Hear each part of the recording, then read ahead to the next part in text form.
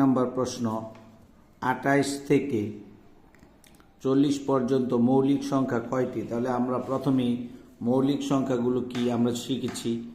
তারপর মৌলিক সংখ্যা হলো যে সংখ্যাকে এক এবং ওই সংখ্যা ছাড়া অন্য কোনো সংখ্যা দ্বারা ভাগ করা যায় না তাকে মৌলিক সংখ্যা বলা হয়। তাহলে আমরা দেখব ২৮ থেকে ৪০ পর্যন্ত মৌলিক সংখ্যা কয়টি। তাহলে ২৯ হলো একটি মৌলিক সংখ্যা, যেহেতু ২৯কে অন্য কোনো সংখ্যা দ্বারা ভাগ করা যায় না। ৩১, তারপর হলো ৩৭, ২৯, ৩১, তারপর ৩৭, এই তিনটি হলো মৌলিক সংখ্যা। এছাড়া এই ২৮ থেকে ৪০ পর্যন্ত যত সংখ্যা আছে সবগুলো সংখ্যাকে ভাগ করা যায়। ২৯কে কোনো সংখ্যা দ্বারা ভাগ করা যায় না, ৩১কে কোনো সংখ্যা দ্বারা ভাগ করা যায় না এবং ৩৭কে কোনো সংখ্যা দ্বারা ভাগ করা যায় না। সুতরাং উত্তর হবে ক, তিনটি। ২৮ থেকে ৪০ পর্যন্ত মৌলিক সংখ্যা হলো তিনটি। এরপর আমরা যদি ২ নম্বরটা দেখি, নিচের কোনটি পরস্পর সহমৌলিক? সহমৌলিক বলতে আমরা সহজে বুঝি, এই যে কয়ের মধ্যে ১২ এবং ১৮ দেওয়া আছে আমরা, এবং ক্ষয়ের মধ্যে ১৯, ৩৮, গয়ের মধ্যে দুইটি সংখ্যা দেওয়া আছে ২২ এবং ২৭, গহর মধ্যে দেওয়া আছে ২৮ এবং ৩৫।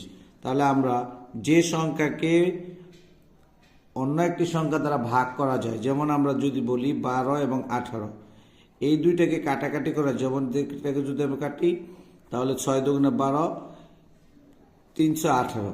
তাহলে এটা সহমৌলিক নয়, মানে একটি সংখ্যাকে দ্বারা যদি অন্য একটি সংখ্যাকে ভাগ করা যায় তাহলে এটা সহমৌলিক। যেমন আমরা ১৯ দ্বারা ৩৮কে ভাগ করতে পারি, ১৯ দুগুণে ৩৮, এবং তারা ভাগ করা যায় না। দেখি আমরা যদি ভাগ করতে পারি কিনা। ২২কে কোনো সংখ্যা দ্বারা ২ দ্বারা ভাগ করা যায়, কিন্তু ২৭কে ২ দ্বারা ভাগ করা যায় না। ২২কে ১১ দ্বারা ভাগ করা যায়, কিন্তু ২৭কে ১১ দ্বারা ভাগ করা, অর্থাৎ এই দুইটির মধ্যে কোনো সংখ্যা দ্বারা ভাগ করা যায় না। সুতরাং এটা পরস্পর সহমৌলিক। তাহলে এখানে উত্তর হবে ২২ এবং ২৭। আবার ২৮ এবং ৩৫ কেন উত্তর হলো না তাও তোমাদেরকে শিখিয়ে দিচ্ছি। এই ২৮কে ভাগ করা যায় ৭ দ্বারা, ৪ ৭ ২৮, এটাকে ভাগ করা যাবে ৭ দ্বারা, তাহলে ৫ ৭ ৩৫। অর্থাৎ দুইটি সংখ্যার মধ্যে যদি আমরা কোনো সংখ্যাকে একই সংখ্যা দ্বারা ভাগ করতে পারি তাহলে ওইটা আর সহমৌলিক নয়। সুতরাং উত্তর হলো ২২ এবং ২৭। এটা হলো ৩ নম্বর অঙ্ক। এটাকে বলা হয়েছে ১২, ১৮, ৪৮ এর গসাগু কত? তাহলে আমরা এটা একটি সহজ অঙ্ক। ১২কে ১৮ দ্বারা ভাগ করবো এবং আবার যে ভাজকটি থাকবে তাকে আমরা ৪৮ দেব। তাহলে যদি আমরা করি তোমাদেরকে দেখাই, ১২কে যদি আমরা ১২ দ্বারা যদি ১৮কে ভাগ করি তাহলে ১২কে ১২, ১২কে ১২ বিয়োগ করলে থাকে কত? ৬। আবার এই ১২কে যদি আমরা ভাগ করি ৬ দুগুণে ১২, তাহলে ভাজক হলো এখানে ৬। আবার এই ৬ দ্বারা আমরা কী করবো? ৪৮কে ভাগ করব, ৬ ৮ ৪৮। তাহলে আমাদের সর্বশেষ ভাজক হলো এই ৬। তাহলে উত্তর হলো খ নাম্বার। উত্তর হলো খ নাম্বার, ৩ নম্বর। এরপর আছে ০.০১ ইন্টু ০.০০২ গুণ ফাঁকা ঘর সমান ০.০০০, এভাবে শূন্য দিতে দিতে ৬। গাণিতিক বাক্যে ফাঁকা এ কোন সংখ্যা বসবে, মানে এই ফাঁকা ঘরে কোন সংখ্যাটি বসবে? তাহলে আমরা শর্টকাটে এটা করি। আমরা দেখব এখানে দশমিকের পরে কয়টা সংখ্যা আছে। এখানে আছে ২টা সংখ্যা, আর এখানে দশমিকের পরে আছে ১ ২ ৩, তাহলে ৩টা সংখ্যা। তাহলে ২টা আর ৩টা হলো দশমিক পরে ৫টা সংখ্যা আছে। আর এখানে আছে ১ ২ ৩ ৪ ৫ ৬ ৭ ৮ ৯, তাহলে এখানে আছে দশমিক পরে ৯টা সংখ্যা। তাহলে ৫টা সংখ্যা থেকে যদি আমরা ৯টা সংখ্যা বাদ দিই তাহলে আমাদের দশমিকের পরে থাকবে ৪টা সংখ্যা। এবার কোন সংখ্যা থাকবে? এখানে যদি আমরা সংখ্যাগুলো আমরা গুণ করি, আর এখানে হলো ৬, তাহলে এই ২ এর সাথে যদি আমরা ৩ গুণ করি তাহলে ৬ সম্ভব। তাহলে একটা ৩ লাগবে এবং ৪টা সংখ্যা লাগবে। তাহলে এখানে আমরা দেখতে পাচ্ছি একটা ৩ আছে, কিন্তু দশমিকের পরে ১ ০ ৩ ২টা সংখ্যা আছে। এখানে আছে ৩টা সংখ্যা, এখানে আছে ৪টা সংখ্যা, আর এখানে আছে ৫টা সংখ্যা। সুতরাং গ নাম্বার হবে আমাদের উত্তর। এখানে দশমিকের পর আছে ১ ২ ৩ ৪টা সংখ্যা, আর এখানে আছে ৫টা সংখ্যা, মোট ৯টা সংখ্যা। আবার এই ৩-এর সাথে যদি আমরা ২ গুণ করি তাহলে ৩ দুগুণে ৬, তাহলে উত্তর হবে গ নাম্বার। প্রিয় ছাত্রছাত্রী, এখন আমরা অঙ্ক পাতনে কয়টি অঙ্ক ব্যবহার করা হয়? অঙ্ক পাতনে কয়টি অঙ্ক ব্যবহার করা হয়? অঙ্ক পাতনে আমরা জানি যে 10টি অঙ্ক ব্যবহার করা হয়। কোন 10টি অঙ্ক ব্যবহার করা হয় তোমার যদি আমি দেখাই দিই, তাহলে 10টি অঙ্ক হলো 0, 1, 2, 3, 4, 5, 6, 7, 8, 9। এই মোট 10টি সংখ্যা অঙ্ক পাতনে ব্যবহার করা হয়। তাহলে উত্তর হবে গ নাম্বার।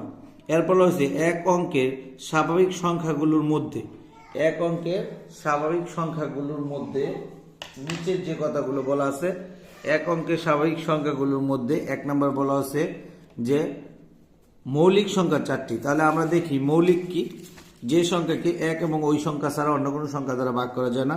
তাহলে 2 একটি মৌলিক সংখ্যা, তারপর 3 একটি মৌলিক সংখ্যা, 5 একটি মৌলিক সংখ্যা, 7 একটি মৌলিক সংখ্যা। তাহলে মৌলিক সংখ্যা হলো 4টি, কথাটা ঠিক। তাহলে 1 নাম্বার উত্তর সঠিক। 2 নাম্বারে বলতেছে যৌগিক সংখ্যা 4টি। তাহলে যৌগিক সংখ্যা কয়টি আমরা দেখি। এখানে আমরা যদি দেখি যে 4 একটি যৌগিক সংখ্যা, তারপর 6 একটি যৌগিক সংখ্যা, 8 একটি যৌগিক সংখ্যা এবং 9 একটি যৌগিক সংখ্যা। তাহলে যৌগিক সংখ্যা যে সংখ্যাকে অন্য কোনো সংখ্যা দ্বারা ভাগ করা যায়। তাহলে আমরা যদি দেখি যে 4, 6, 8, 9 এগুলোকে ভাগ করা যায়, সুতরাং যৌগিক সংখ্যা হলো 4টি। তাহলে 2 নম্বর উত্তরটি সঠিক। 3 নম্বরে বলা হয়েছে বিজোড় সংখ্যা হলো 5টি। তাহলে বিজোড় সংখ্যা 1 একটি বিজোড় সংখ্যা, 3 একটি বিজোড় সংখ্যা, 5 একটি বিজোড় সংখ্যা, 7 একটি বিজোড় সংখ্যা এবং 9 একটি বিজোড় সংখ্যা। তাহলে আমরা দেখতে পাচ্ছি 1, 2, 3, 4, 5। তাহলে বিজোড় সংখ্যা 5টি। তাহলে 1, 2, 3 তিনটাই সঠিক। আমরা দেখতে পাচ্ছি 1, 2, 3 আছে গ নাম্বারে, সুতরাং এখানে 6 এর গ নাম্বার উত্তরটি সঠিক। এরপরে আমরা 7 নাম্বার অঙ্কটি করব। 7 নাম্বারে বলা আছে 6435 সংখ্যাটি বিভাজ্য। এখানে বলা আছে 3 দ্বারা বিভাজ্য, 5 দ্বারা বিভাজ্য, 9 দ্বারা বিভাজ্য। তাহলে আমরা জানি যে প্রথমে আমরা দেখব যে এই সংখ্যাটি 3 দ্বারা বিভাজ্য কিনা। কোনো সংখ্যার অঙ্কগুলোর যোগফল 3 দ্বারা বিভাজ্য হয়, তাহলে এই সংখ্যাটি 3 দ্বারা বিভাজ্য। তাহলে দেখি আমরা এখানে আছে কত, 6 যোগ 4 যোগ 3 যোগ 5। তাহলে এটা 4 আর 6 হলো 10, 10, 3, 13, 13, 5, 18। সুতরাং 18কে 3 দ্বারা বিভাজ্য, সুতরাং 318 এই সংখ্যাটি 3 দ্বারা বিভাজ্য। তাহলে 1 নম্বর উত্তর সঠিক। 2 নম্বর বলা আছে 5 দ্বারা বিভাজ্য কিনা। তাহলে 5-এর সংখ্যা হলো, আমরা এটা জানি 5 দ্বারা বিভাজ্যের নিয়ম হলো কোনো অঙ্কের শেষে একক স্থানে যদি 0 অথবা 5 থাকে তাহলে সংখ্যাটি 5 দ্বারা বিভাজ্য। সুতরাং এখানে যখন 5 আছে অঙ্কটা 5 দ্বারা বিভাজ্য। এরপরে 3-এর যে নিয়ম, 9-এর সেই একই নিয়ম, যে যদি অঙ্কগুলোর যোগফল 9 দ্বারা বিভাজ্য হয় তাহলে সংখ্যাটি 9 দ্বারা বিভাজ্য। তাহলে 4, 6, 3, 5 আমরা আগেই করেছি 18। তাহলে 18কে আমরা কিন্তু 9 দ্বারা ভাগ করতে পারি, 9 দুগুণে 18। সুতরাং 9 উত্তরটিও সঠিক। তাহলে আমরা দেখব 1, 2, 3 কোনটার মধ্যে আছে। তাহলে আমরা দেখতে পাচ্ছি 1, 2, 3 আছে গহর মধ্যে। এরপরে বলা আছে নিচের তথ্যগুলোর আলোকে 8 ও 9 নং প্রশ্নের উত্তর দাও। তাহলে তথ্য এখানে দেওয়া আছে চিত্রে 24 এবং 32। চিত্র 2টি স্বাভাবিক সংখ্যা দেখানো হলো। চিত্রে 8 নম্বর প্রশ্নে বলা আছে চিত্রের বৃহত্তম সংখ্যাটি গুণিতক কত।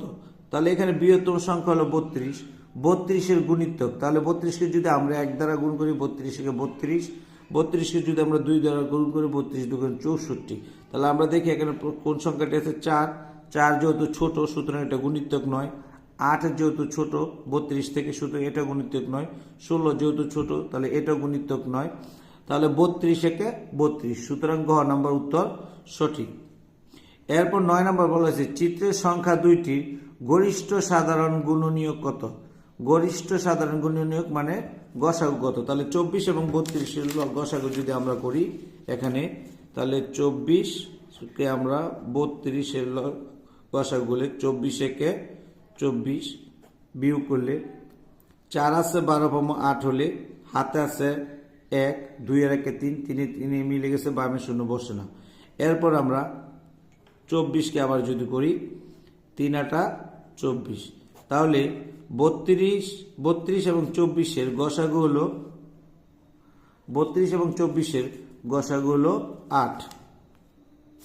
তাহলে এখানে 8 আছে কয়ের মধ্যে, আমরা দেখতে পাচ্ছি 8 আছে কয়ের মধ্যে। নিচের তথ্যের আলোকে 10 নং ও 11 নং প্রশ্নের উত্তর দাও। তাহলে তথ্যটি দেখে দেওয়া আছে কি, বর্গাকার চিত্রে প্রতিটি আয়তক্ষেত্র সমান। এই যে একটা বর্গাকার চিত্রে এইটার ভিতরে যে আয়তক্ষেত্রগুলো আছে এগুলো প্রত্যেকটা কি সমান। তাহলে প্রথম প্রশ্ন হচ্ছে বর্গটি কয়টি আয়তক্ষেত্রে বিভক্ত। এই যে বড় একটি বর্গ আছে এটাকে কয়টা আয়তক্ষেত্রে বিভক্ত, তাহলে আমরা এই দিক দিয়ে যদি গুনি 1 2 3 4 5 6, তাহলে এদিকে 6 আর এদিকে যদি গুনি 1 2 3 4, তাহলে 6 আর 4 যদি আমরা গুণ করি 4 6 24। তাহলে আমরা দেখতে পাচ্ছি এখানে গহ নাম্বার, তাহলে 10-এর উত্তর হবে গহ। এছাড়া আমরা যদি এভাবে গুনি 1 2 3 4 5 6 7 8 9 10 11 12 13 14 15 16 17 18 19 20 21 22 23 24, এভাবে তোমরা গুণে উত্তরটি করতে পারো। এরপর বলা হচ্ছে প্রত্যেক আয়তক্ষেত্রে বর্গটির কত অংশ। আমরা দেখতে পাচ্ছি এই পুরো বর্গটির মধ্যে, সম্পূর্ণ বর্গটির মধ্যে 24টি আয়তক্ষেত্র আছে। সুতরাং এই একটির পরিমাপ যদি আমাদেরকে বের করতে বলে তাহলে আমরা জানি 24/1। সুতরাং আমরা দেখব 24/1 অংশ কোথায় আছে, তাহলে 24/1 অংশ আছে গহ নাম্বারে। সুতরাং ছাত্রছাত্রীরা তোমরা অতি সহজেই 1 থেকে 11 পর্যন্ত যে তোমাদের 30 মার্কের MCQ আসবে, অর্থাৎ সংক্ষিপ্ত প্রশ্ন আনসার করতে পারবে, এই 11টি সমাধান করবে। এবং 1.6-এর 12 নম্বর অঙ্ক যোগফল নির্ণয় করো। এখানে দশমিকে দেওয়া যোগফলগুলো ক এবং খ আমরা চলো সমাধান করি। এখানে দেওয়া আছে 0.325 যোগ 2.368 যোগ 1.2 যোগ 0.29। তাহলে এগুলো আমরা নিচে নিচে নামিয়ে যদি যোগ করি তাহলে 0.325 2.368 তারপরে 1.2 তারপরে 0.29। তোমরা খেয়াল করবে অঙ্কটা করার সময় অবশ্যই এই দশমিকগুলা মিল থাকতে হবে। তাহলে 5 আর 8 হলো 13, 13 3 হাত আছে 1, 9 1 10, 10 আর 6 16, 16 আর 2 18, 18 8 হাতে আছে 1, 2 আর 1 3, 3 আর 2 হলো 5, 5 আর 3 8, 8 আর 3 11, 11 1 হাতে আছে 1, 3 আর 1, তাহলে উত্তর হলো 4.183। 1.6-এর 12-এর খ নম্বর অঙ্ক যোগ করো, যোগফল নির্ণয় করো। তাহলে এখানে আমরা দেখছি 13.001 যোগ 23.01 যোগ 0.005 যোগ 80.6। তাহলে আমরা যদি এগুলো নিচে নিচে করে নামাই তাহলে 13.001, এরপর আছে 23.01, এরপর আছে 0.005, এরপর আছে 80.6। তোমরা অবশ্যই দশমিকের যদি মিল রেখে সাজাও তাহলে অঙ্কটা অনেক ইজিলি করতে পারবা। তাহলে 5 আর 1 হলো 6, আর এখানে এবার আছে 1, এখানে আছে 6, দশমিকে দশমিক 0 3 আর 3 হলো 6, এখানে হলো 8 আর 2 10, 10 আর 1 11, তাহলে 116.616। এখন আমরা করব অনুশীলনী 1.6-এর 13 নম্বর অঙ্ক বিয়োগ ফল নির্ণয় করো। আমরা দেখতে পাচ্ছি এখানে ক খ গ 3টি অঙ্ক আছে। তাহলে চলো আমরা এই বিয়োগ ফলটি সমাধান করি। বিয়োগ ফল নির্ণয় ক নাম্বার আছে 95.02 থেকে 2.895 বিয়োগ করো। তাহলে আমরা এটা যদি নিচে নিচে নামাই 0.2 আর এখানে 2 দশমিকটি ঠিক থাকবে 8 9 5। এটা বিয়োগ করব। বিয়োগ করলে এই যে এখানে দশমিকের পরে দুইটা সংখ্যা আছে 0 2, আমরা আর এখানে দেখতে পাচ্ছি দশমিকের পরে তিনটা সংখ্যা আছে 8 9 5। তাহলে এখানে মনে মনে একটা শূন্য ধরে নেব। শূন্য ধরে নিলে 5 আছে 10 পাবো 5 হলে, হাতে আছে 1, 9 আর 1 10, 10 আছে 12 পাবো 2 হলে, হাতে আছে 1, 8 আর 1 9, 9 আছে 10 পাবো 1 হলে, হাতে আছে 1, 2 আর 1 3, 3 আছে 5 পাবো 2 হলে, হাতে নাই 9 এর 9। এই সিরিয়ালে দশমিকের নিচে আমরা শুধু দশমিকটি বসিয়ে দেবো, মানে নর্মাল বিয়োগের মতনই শুধু আমরা দশমিক বসিয়ে দেবো। তাহলে এটা হলো 92.125। যদি আমরা করি 3.15, 3.15, এটা থেকে আমরা বিয়োগ করব 1.6758। তাহলে আমরা আগের অঙ্কের মতনই বলেছি, যেহেতু এখানে দশমিক পরে দুইটি সংখ্যা, এখানে চারটি সংখ্যা, তাহলে এখানে দশমিক পরে আমরা দুইটি শূন্য বসিয়ে নেব, অথবা মনে মনে শূন্য দিলে হবে। তাহলে 8 আছে 10 পাবো 2 হলে, হাতে আছে 1, 5 আর 1 6, 6 আছে 10 পাবো 4 হলে, হাতে আছে 1, 7 আর 1 8, 8 আছে 15 পাবো 7 হলে, হাতে আছে 1, 6 আর 1 7, 7 আছে 11 পাবো 4 হলে, হাতে আছে 1, 1 আর 1 2, 2 আছে 3 পাবো 1 হলে। এরপর আমরা এখানে দশমিকটি বসিয়ে দেব। তাহলে উত্তর হলো 1.4742। এরপর গ নাম্বার আছে 899 থেকে 23.987 বিয়োগ করো। তাহলে আমরা এই অঙ্কটি যদি সাজিয়ে করি, যে এই যে এখানে 899, আবার এখানে 23.987, তাহলে এখানে দশমিকের পর আমরা দেখতে পাচ্ছি যে তিনটি সংখ্যা মনে মনে ধরে নেব, তিনটি শূন্য। তাহলে 7 আছে 10 পাবো 3 হলে, হাতে আছে 1, 8 আর 1 9, 9 আছে 10 পাবো 1 হলে, হাতে আছে 1, 10 আছে 10 পাবো, 10 থেকে 10 বিয়োগ দিলে হয় 0, হাতে আছে 1, 3 আর 1 4, 4 আছে 9 পাবো 5 হলে, 2 আছে 9 পাবো 7 হলে, 8 এর 8। এই বরাবর দশমিকের জায়গায় আমরা কি করব, দশমিক বসিয়ে নিব। তাহলে 875.013 হবে উত্তর।